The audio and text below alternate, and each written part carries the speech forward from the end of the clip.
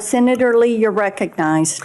Attorney General Bondi, thank you for being here today, and thanks for your service as Attorney General of the United States. I want to start by thanking you for acknowledging a moment ago the importance of protecting the rights of the law-abiding.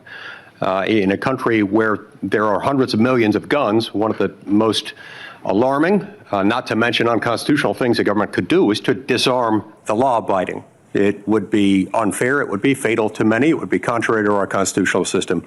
And I appreciate you standing up for that. I'm also grateful for you standing up for Gail Slater, the Assistant Attorney General over the Antitrust Division. I have full confidence in her, and I can tell you do as well. More broadly, Attorney General Bondi, through your leadership, you've returned the Department of Justice to its core mission.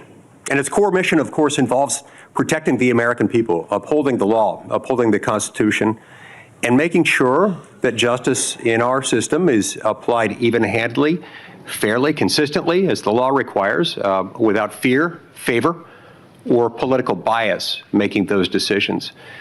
With you as Attorney General at the helm of this great department, the Department of Justice has strengthened its efforts to secure our borders against what has been an unprecedented influx of illegal immigration. It's disrupted sophisticated networks of criminals, including people who profit immensely and have profited over the last 5 years, roughly, from a massive human trafficking and drug smuggling operation. And it also just demonstrated an unwavering commitment to the safety of American citizens.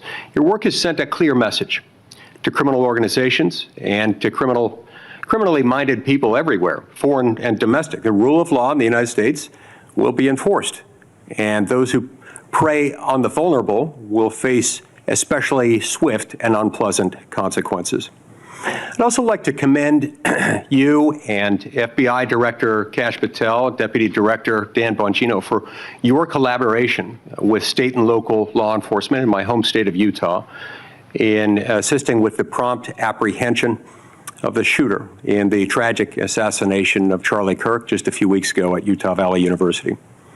Your leadership has helped reaffirm that the Department of Justice exists to preserve the rule of law, to protect the peace, the safety of the American people, and ensure that our constitutional republic endures for many generations to come. Now, due to the open border policies that we had in the previous administration, a number of individuals, a number that is unknown and unknowable, but that is estimated to be in the many millions, somewhat estimated at the low end, be in the 10 million range, others say more like 15, others say it's more than that. But this unknown and unknowable number of individuals came across our border illegally. And an unknown number or percentage of those people are individuals who pose significant security risks, including some who were suspected terrorists. They were all allowed to enter the United States without proper vetting, in many cases without any vetting at all. What progress have you made so far, Attorney General Bondi, in solving some of those issues related to the illegal immigration of an estimated 10, 15 million, maybe more, over the last 4 years? Senator Lee, we are working hand in hand with Kristi Noem, of course, the Director of Homeland Security. She has been doing an incredible job. All of our agencies are working in partnership with them at the direction of President Trump. He ran on the promise of making America safe and closing our borders. And that's what he did on day one. He has also declared many of these transnational gangs as terrorist organizations, which is exactly what they are. They have been coming into our country from Mexico, from Venezuela, from other countries. They have been setting up shop right in our country. They are narco-terrorists, and it is going to stop, and it is stopping under his watch. Our task forces are working hand in hand with Homeland Security. Director Patel, Deputy Director Bongino have been going non-stop to make America safe again. That's not just a slogan. That's protecting everyone in this room. That's what we're doing as a country. We don't care if you live in Chicago. We don't care if you live in Florida. We don't care if you live in Utah. President Trump wants everyone to be safe, including right here in Washington, D.C., and that's what he's been doing. Not only that, Senator Lee, the surge of drugs in this country has been horrific over the last 4 years. DEA they have seized 4,500 kilos of fentanyl powder and 50 million fentanyl pills, which I said earlier represents 370 million deadly doses of fentanyl.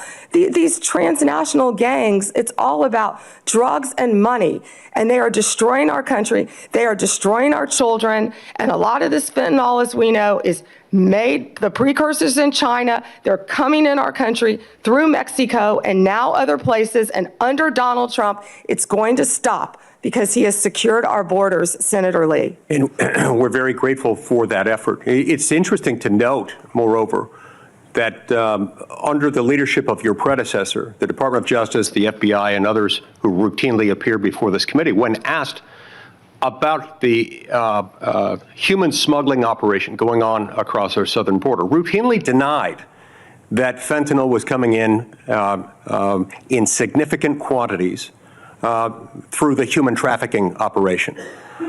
They stated never with any evidence, never with any ability to back it up, to prove this was the case, that these things were coming across the points of entry through vehicles, through trucks, and otherwise.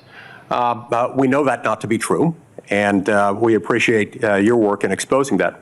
Now, in recent months, going along with this law enforcement effort, there's been a disturbing trend. It's a disturbing trend that seems to be on the increase in recent days and weeks. That is a rise of violence directed at federal law enforcement officers engaged in immigration-related arrests, including direct physical threats, organized riots outside of detention facilities, and most tragically, of late, a fatal shooting targeting an ICE facility in Dallas. Then just yesterday, it was reported that a cartel member in Chicago put a bounty, that's right, a bounty, out there offering $2,000 on information about any ICE officer and $10,000 for those who kill an ICE officer. Now, keep in mind, this information is not for kicks and giggles. It is not for a game of Trivial Pursuit. That information for which the cartel member would pay $2,000 is there so that others can kill an ICE officer and get $10,000. That's what that is. Can you discuss what protections are essential to ensuring the safety of ICE officers and their families, and why requirements to display personal information and prohibiting them from ever wearing any kind of covering would represent a totally unacceptable, indefensible risk to their public safety? Senator Lee, our federal agents have been doxxed, and many of you know what that means. It has happened to you on both sides of the aisle. Our federal agents' lives have been threatened. We spoke with Apple and Google to get the ICE Block app taken down. That was reckless and criminal in that people were posting where ICE officers lived. We worked with both Apple and Google to take that down. It's stunning, I would add here, that it took as much work as it did by you to get them to take that down. Remember, in the days following January 6th, they took down all kinds of things, including a social media app called Parler, based on very thin evidence that was later largely rebutted, suggesting that people had been manipulating Parler in order to plan the January 6th attack. That wasn't true, and they took it down. I'm glad they have taken this Block ICE app down, but it's a shame that it took as long as it did, and as much work on your part to get them to take it down. I will tell you they were cooperative, and to correct myself, it was where they were going, the jobs they were doing. And that's what's been happening, because hundreds of organized rioters, Senator Lee, are showing up where our ICE officers are. And as you know, they have fireworks, they have gas masks they don't want our officers to be protected with their identity, yet they're wearing gas masks, they're wearing goggles, and they're So it's okay ramming for them to cars. be safe. It's okay for Antifa to be safe.